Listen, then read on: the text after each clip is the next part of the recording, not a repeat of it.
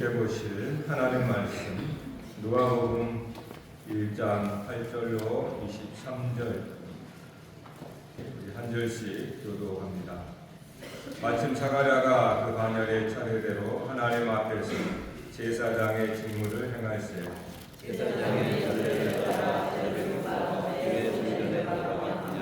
모든 백성은 그 분향하는 시간에 밖에서 기도하더니 주의 사자가 그에게 나타나 사가랴가 보고 놀라며 무서워하니 천사가 그에게 이르되 사가랴 무서워하지마라 내 영광이 들리니라 내 안에 주의 적이신 내게 하나라 주니 그 이름을 영광하라 너도 기뻐하고 즐거워할 것이요 많은 사람도 그의 태어남을 기뻐하리니 이는 그가 주 앞에 큰 자가 되며 포도주나 단술을 마시지 아니하며 모태로부터 성령의 사랑을 받아 이스라엘 자손을 주 곧 그들의 하나님께로 많이 돌아오게 하겠습니다.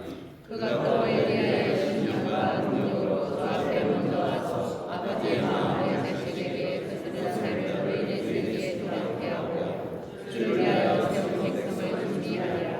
사가랴가 천사에게 이르되 내가 이것을 어떻게 알리요 내가 늙고 아내도 나이가 많으니이다. 천사가 대답하여 이르되 나는 하나님 앞에 서 있는 가브리엘이라. 이 좋은 소식을 전하여 내게 말하라고 보내심을 받았다. 오라 이 일이 되는 날까지 내가 말 못하는 자가 되어 능히 말을 못하리니 이는 네가 내 말을 믿지 아니함이거니와 때가 이르면 내 말이 이루어지리라 하더라. 백성들이 사가랴를 기다리며 그가 성전 안에서 시장을 이상히 이루더라. 그가 나와서 그에게 말을 못하니 백성들이 그가 성전 안에서 환상을 본 줄 알았더라. 그가 몸짓으로 뜻을 표시하며 그냥 말 못하는 대로 있더니 그 진리의 날이 가되매 집으로 돌아가니라. 아멘. 할렐루야. 네. 사가랴와 마리아라는 말씀의 제목입니다. 사가랴와 마리아 이 두 사람의 인물에 담긴 말씀을 통해서 오늘 저와 여러분 가운데에 있는 이 사가랴와 마리아가 좀 구별되어지고 밝히 드러났으면 좋겠습니다. 이 두 사람은 단순히 개별적인 한 사람 한 사람이기도 하지만은 우리가 성경을 볼 때에 구약의 큰 역사와 신약의 역사라고 보면 됩니다. 사가랴는 구약의 사람이잖아요. 또 마리아는 신약의 문을 열었던 여인입니다.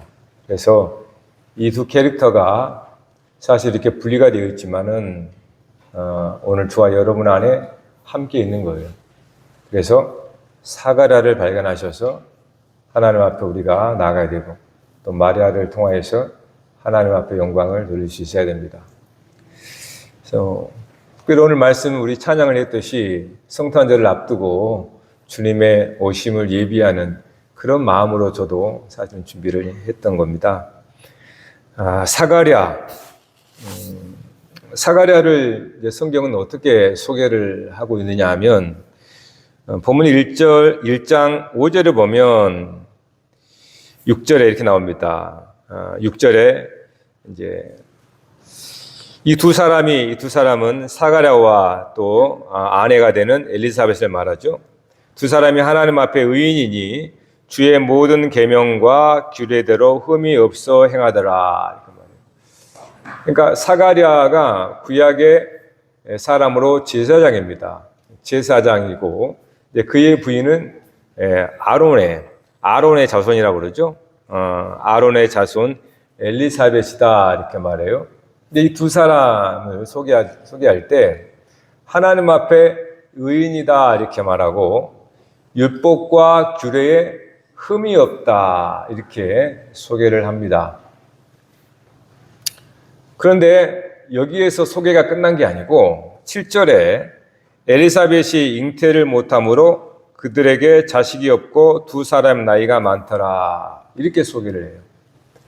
그러니까 앞에서 우리가 그가 제사장이요 더군다나 엘리사벳은 대제사장 아론의 자손이니까 혈통적으로 비교할 수가 없죠. 이스라엘 사회 속에서 혈통적으로 제사장 가문이고 심지어 엘리사벳은 뭡니까? 아론의 또 자손이니까 누가 그 당시 이스라엘의 사회 구조와 그러한 질서 속에 가장 어떤 면에서 탑입니다. 탑. 제사장이지 또 그 안에도 마찬가지. 흠이 없어요. 뿐만 아니라 그가 의인이라고 그래요. 율법과 규례에 대해서 흠 없이 지켰다 이렇게 말합니다. 얼마나 그 당시 사회에 존경받고 인정받는 그러한 사람인지 몰라요. 그런데 마지막 한 구절의 소개가 그 모든 앞의 말씀들을 의심하게 만들어요. 그가 자식이 없었더라. 자식이 없었더라 이렇게 말해요. 굉장히 의도적인 말씀인데 이거는 진짜 엄청난 말씀입니다. 사실은. 그러니까 구약이라고 하는 시대 속에서 그는 사가랴와 엘리사벳은 완벽한 사람이에요. 의인이라고 그랬으니까. 또 율법과 규례에 흠이 없다라고 했기 때문에 이 정도까지 표현했다는 것은 그가 유대 사람으로서 이스라엘 백성의 사람으로서 또 율법주의적인 사람으로서 정말로 흠 없는 완벽한 사람이라는 뜻이잖아요. 그런데 자식이 없어요. 자, 이거는 이런 말입니다. 그렇게 대단한 완벽하게 외적으로, 혈통적으로, 배경적으로 완벽하지만 생명이 없다 이 말이에요.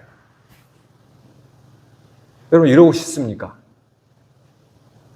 세상에서 봤을 때는 대단하게 화롭고 화려하고 혈통과 배경과 출신이 완벽해요. 근데 생명이 없어요. 그러니까 자식이 없다는 뜻은 생명을 낳지 못했다는 뜻입니다. 그러니까 그러한 것으로 구약의 시대를 말하고 있는 거예요. 구약의 시대에 엄청난 하나님의 표적과 이적들이 현란하지만 그들은 남들이 경험하지 못하는 그러한 엄청난 이적들, 기사들, 그런 것들을 다 가졌잖아요. 얼마나 그것들을 자랑하는 줄 아세요? 지금도 혈통의 이스라엘 백성들은 이방인들을 아래로 봅니다. 실제로 그래요. 송해 사람들 얘기 들어보면. 지금도 저들은 이방인들은 아래로 봐요.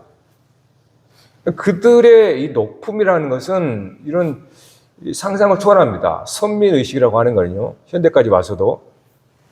그러니까 의인이라고 그러는데 율법과 규례에 흠이 없는 자라 이렇게 얘기한단 말이에요.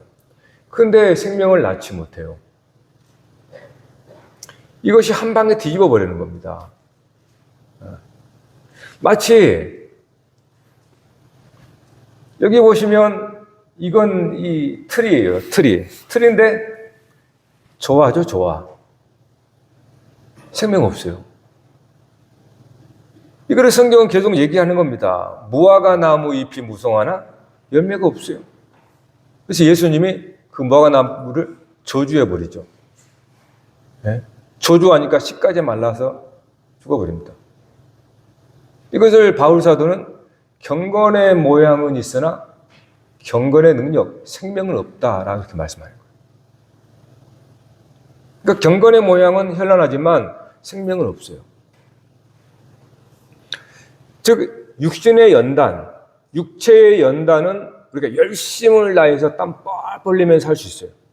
그래서 겉으로 볼 때 참 생명이 있어 보이고 정말 육체가 튼튼하고 뭔가 대단해 보이는데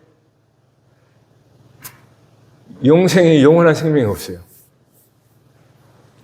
육체의 연단은 약간의 유익이 있으나 내세는 효력이 없다. 바울의 말이잖아요. 지금 오늘 이 모든 말씀을 지금 이 한 구절을 하고 있는 거예요. 그가 의인이면 다 끝난 거 아닙니까? 의롭다 하면. 의인입니다. 율법과 규례에 흠이 없다. 그런데 자식이 없더라. 그러니까 이 세상에 수많은 위인들이 많잖아요. 지금도 어쩌면 우리들이 부러워할 정도로. 근데 중요한 건 영원한 생명이 있나? 생명을 낳지 못하면 없는 거예요. Nothing. 그 얘기를 하고 있는 겁니다. 그러니까 사가랴, 즉 구약이라고 하는 시대 속에서 그렇게 저들이 하나님을 안다 그러고 율법을 철저히 지켰다고 하지만은 그들에게는 그렇게 다른 이방인들이 갖지 않은 율법과 하나님을 어떤 역사하셨던 그 기적과 이적들을 많은 재물들을 또 많은 그러한 남들이 갖지 못한 특혜를 다 받았지만 생명을 잉태하지 못했다. 이게 구약의 역사입니다. 그거를 오늘 우리가 사가랴를 통해서 한번 오늘 말씀을 통해서 보자 이 말이에요. 사가랴가 제사장입니다. 그래서 이제 때를 따라 시기를 따라서 자기 차례가 온 거죠. 이게 순서대로 돌아갔으니까 직분을 감당하려고 제사장이 성소에 들어갔습니다. 분향을 해요. 분향하다는 기도한다는 뜻이거든요. 불을 향을 사르고 그런데 그 기도에 응답하여 천사가 와서 하나님의 말씀을 전해준 겁니다. 성경이 이렇게 말해요. 너의 간구를 들으심이라. 그러니까 사가랴가 제사장이기 때문에 성소에서 분향할 때 항상 기도했다는 뜻이에요. 그 기도가 뭐냐면 아들을 주세요. 이 얘기를 한 거예요.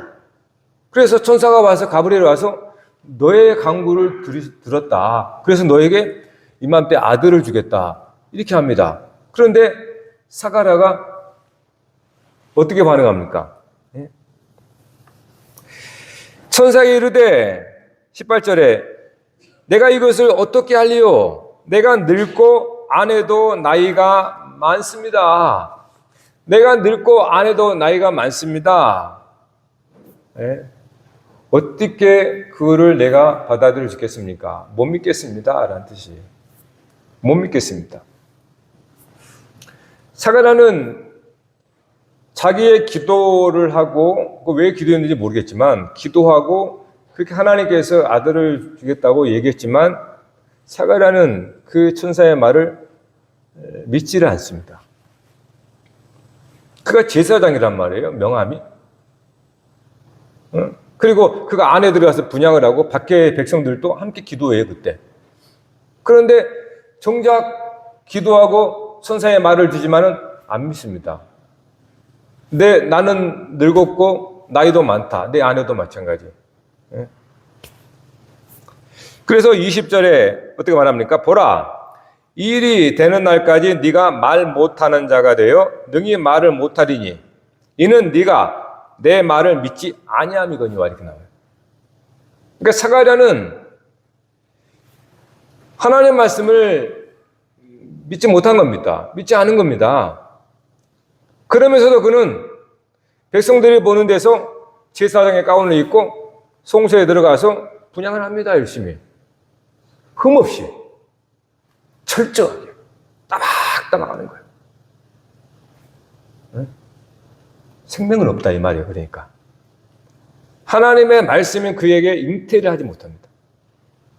성소에 들어가서 등잔대에 기름을 채우고 떡상에 진설병을 자기가 갈아 키우고 분향은 끊어지지 않도록 하라고 그랬어요. 기도는 끊지 말라는 거죠. 그렇게 흠없이 했다면 그가 진짜로 성소에 들어갔다 나오면 얼굴에 광채가 나고 그래야 되잖아요. 하나님의 생명을 얻었다면. 근데 끊임없이 그렇게 자기의 직분을 했음에도 생명은 없어요. 그것은 하나님의 말씀을 믿지 못했다는. 하나님의 말씀은 그에게 들리지만은 등잔대를 통하여서 들리고 떡상을 통해서 들리고 분향단을 통해서 들리지만은 그는 하나님의 말씀을 듣지를 못합니다. 하나님의 말씀을 듣지를 못하니까 입을 딱 막아버리는 거예요. 입을 터지는 거는 말씀을 들을 때 터지는 겁니다. 여러분의 어렸을 때 기억을 봐보세요. 여러분 몇 살 때 기억이 있습니까? 우리의 기억에 남을 때는 내가 말을 듣고 할 때 기억이 돼요. 그때 뇌에. 우리 신체가 그랬습니다. 그래서 5살 이렇게 좀 이렇게 된 거예요. 말 못할 때는 기억이 안 되는 거예요, 사실은. 그러니까 하나님의 말씀이 들렸지만 들려지질 않는 거죠. 사가랴에게 말씀이 들어오질 않는 겁니다. 그러니까 입을 막아버리는 거예요. 즉 들을 수가 없으니까 말을 못한다 이 말이에요. 자, 근데 여기서 우리가 주의해야 됩니다. 이 사가랴가 성소 안에서 혼자 있으니까 성소 안에서 천사를 보고 입이 봉해져 버려가지고 이게 밖으로 나왔는데 말은 못하는 거예요. 예? 분명히 백성들은 들어갈 때는 말을 하거든요. 말을 하고 들어가는데 이 시간이 지체돼서 안 나와. 나중에 나와보니까 입을 말을 못해. 그 백성들 뭐라고 그랬어요? 와, 저가 성소에서 환상을 봤나 보다. 하나님을 만났나 보다. 이렇게 백성들이 수근수근 하는 거예요. 그 백성들은 영문도 모르고 와, 사가랴가 성소에서 하나님 만났대. 환상을 경험했대. 그래서 어떻게 말을 할 수 없대. 이렇게 되는 거예요. 그걸 이적과 기적을 본 사람이 그렇게 하는 거예요. 이적과 기적이라고 하는 것은 초현실적인 사건이잖아요. 내 이성과 내 어떤 경험으로 이해할 수 없는, 받아들일 수 없는 어떤 초현실적인 어떠한 경험을 내가 했을 때 그거를 사람들이 이적이다, 기적이다 그렇단 말이에요. 그러니까 사람들이 볼 때는 사가랴가 제사장이니까 무슨 흠이 있겠습니까? 무슨 거기에 저들이 이 말 못하라는 거를 저들이 부정적으로 보겠어요? 아니죠. 그는 밖에서는 완벽한 사람이니까 하나님을 만나서 그 너무나 하나님의 영광의 광채에 항월해서 그가 말할 수 없을 정도 됐다 이렇게 얘기하겠어요. 그게 대부분 우리가 보는 기적과 이적의 모습입니다. 그게 불신앙의 표징인지도 모르고 하나님께서 말을 못하던 입을 강압적으로 막아버린 이렇게 해도 네가 안 믿을 거야? 이거거든요. 하나님의 말씀 예수님을 구하고 믿지 않은 그에게 안 믿으니까 어떻게 하겠어요? 말을 의지적으로 할 수도 없도록 입을 막아버려요. 막아버려서 너 이래도 안 믿을 거니? 그게 초현실적인 기적인 겁니다. 기적은 자랑하는 게 아니에요. 성경에서 말하는 기적은 대부분이 불신앙의 표시입니다. 하나님의 말씀을 믿지 않기 때문에 강압적으로 제압을 해버리는 거예요. 이래도 네가 안 믿을 거야? 네 경험과 네 머리의 이해만 믿을 거야? 네가 갖고 온 지식으로 합리적이고 합당하게 돼야 그걸 믿을 거야. 그러므로 말을 했던 사람이 말을 못하게 하는 것은 이건 굉장히 뭡니까? 가능한 걸 불가능하게 만들어버리고 불가능한 걸 가능하게 만들어버린다는 뜻이거든요. 이래도 하나님의 말씀을 안 믿을 거니? 네가 나이가 많다고 늙었다고 그건 경험을 가지고 내가 너에게 아들을 주겠다라고 했던 말씀을 믿지 않을 거니? 그래서 입을 막아버리는 거예요. 말씀이 들려오지만 그 말씀을 받아들이지 못하니까 믿지를 않으니까 하나님께서 초자연적인 강압적으로 그 입을 열지 못하도록 입을 다물게 만들어버리는 거예요. 이거를 밖에서 볼 때는 기적입니다. 이적이란 말이에요. 사가랴는 알아요. 본인 자신을 알아요. 왜 내 입이 열었던 입이 닫혔는가를 남은 몰라도 사가랴는 알아요. 왜? 그가 하나님의 말씀을 믿지 않았다라고 하는 것을 들었기 때문에 그래서 입을 막아버렸기 때문에 그러나 다른 사람들은 모를 겁니다. 하나님의 놀라운 이적과 기적이라고 자랑하고 경험하고 그걸 얘기하고 다닐 거란 말이에요. 여러분 구약 성경을 봐보세요. 하나님의 이적과 기사는 대부분이 불신앙의 표시입니다. 대표적으로 출애굽을 봐보세요. 하나님이 모세를 통하여서 바로에게 말씀을 합니다. 내 백성 보내줘라. 내 백성 보내줘라. 몇 번 얘기하죠. 근데 안 되잖아요. 그래? 그래서 기적을 조금씩 강하게 시킵니다. 기적을. 처음에는 이만큼, 처음에는 더, 그래도 안 믿어? 그래도 안 믿어? 그래도 안 믿을 거야? 그래도 안 믿을 거야 하면서 애굽의 모든 장자를 다 죽이는 거예요. 안 믿으니까. 이게 기적인 거예요. 하나님은 말씀이십니다. 어떤 면에서 너무나 약하게 보여요. 말씀만 하니까. 그래서 그런 이적과 그런 기적을 예수님은 표적이다 이렇게 말한단 말이에요. 그 뭐라고 그러냐면 예수님이 악하고 음란한 세대가 표적을 구하나니 나는 요나의 표적밖에 보일 표적이 없다. 이렇게 말해요. 악하고 음란한 세대. 하나님 말씀을 믿지를 못하는 세대. 하나님의 말씀을 믿지 못하는 세대가 표적, 기적을 구한다 이 말이에요. 그러니까 우리 삶의 주변에 기적과 이적 같은 일이 있다 그래서 그거는 자랑거리가 아니라 회개해야 된다는 뜻이에요.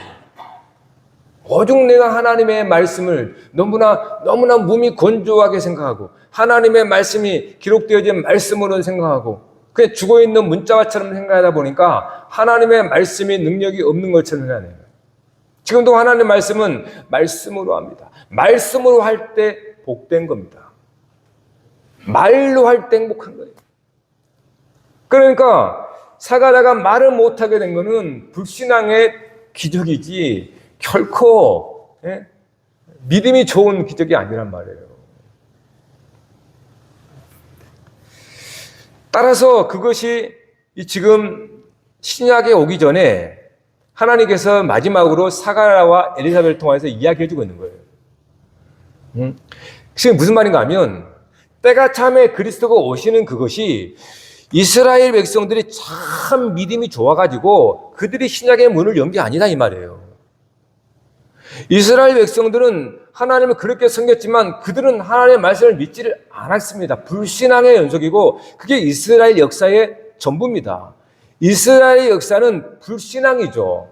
그래서 마지막에 그들은 하나님을 다 흩어버렸습니다. 약속의 땅에 다 그냥 떠나버렸죠. 왜요? 불신앙이라는 뜻이에요. 그렇기 때문에 신약이 오게 되는 것은 구약의 이스라엘 백성들의 수고와 헌신과 노고 그걸로 문을 여는 게 아닙니다. 이스라엘 역사는 불신앙이기 때문에 신약을 오게 할 수가 없어요. 그럼에도 불구하고 때가 차면 신약이 오게 되는 겁니다. 그러면 무엇이? 누가? 어떻게 때가 차면 신약이 우리에게 열려지게 될까? 바로 이스라엘의 불신앙이 아니고 하나님의 약속의 말씀 때문에 그렇습니다.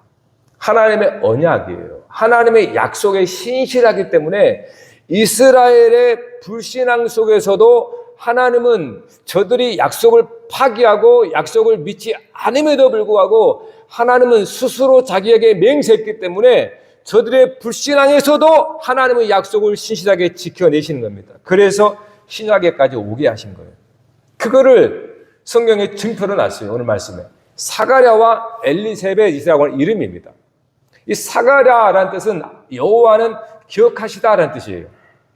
여호와는 기억하셨다. 자카르, 여호와는 기억하셨다. 엘리사벳은 샤바트, 안식, 언약이잖아요. 여호사벳은 하나님께서 맹세하신다. 하나님께서 언약하셨다 그 말이에요. 그러니까 하나님은 하나님의 언약, 맹세를 기억하셨다라는 뜻이지 않습니까? 그래서 그에게 요한이 온 거예요. 그 요한이 하나님께서 은혜를 베푸셨다라는 뜻이거든요. 결국 구약 이스라엘의 역사는 불신앙의 역사예요. 그러므로 도무지 저를 통해서 이 신약이 올 수가 없어. 그럼에도 불구하고 하나님께서 저들을 택한 자가 하나님이고 저들이 그렇게 불신앙했지만은 저들을 버리지 않고 하나님께서 그 약속을 끝까지 지키고 신실하게 역사하사 신약의 문을 열게 된 거죠. 즉 하나님께서 이스라엘 백성들에게 약속한 것을 기억하셨습니다. 그 약속대로 하나님께서 여기까지 오게 하셨다는 거예요. 그래서 요한이라고 이름을 준 겁니다. 하나님께서 자비를 베푸셨다. 은혜를 베푸셨다라고 하는 거예요. 그게 신약이에요. 자, 그러면 이에 비해서 마리아는 어떻습니까? 마리아는 가브리엘 천사가 동일하게 옵니다. 그래서 31절에 보면은 보라, 내가 잉태하여 아들을 낳으려니 그 이름을 예수로 하라 이렇게 말해요. 그때 마리아가 뭐라고 합니까? 34절에 보면은 마리아가 천사에게 말하되 나는 남자를 알지 못하니 어찌 일이 있으리까 이렇게 말해요. 마치 이 얘기를 들으면 마리아가 사가랴처럼 똑같이 하나님의 말씀을 믿지 않은 것처럼 우리는 생각할 수 있겠죠. 그러나 그 이후에 말씀을 이어서 봐보세요. 보면은 마리아는 하나님의 말씀을 믿은 겁니다.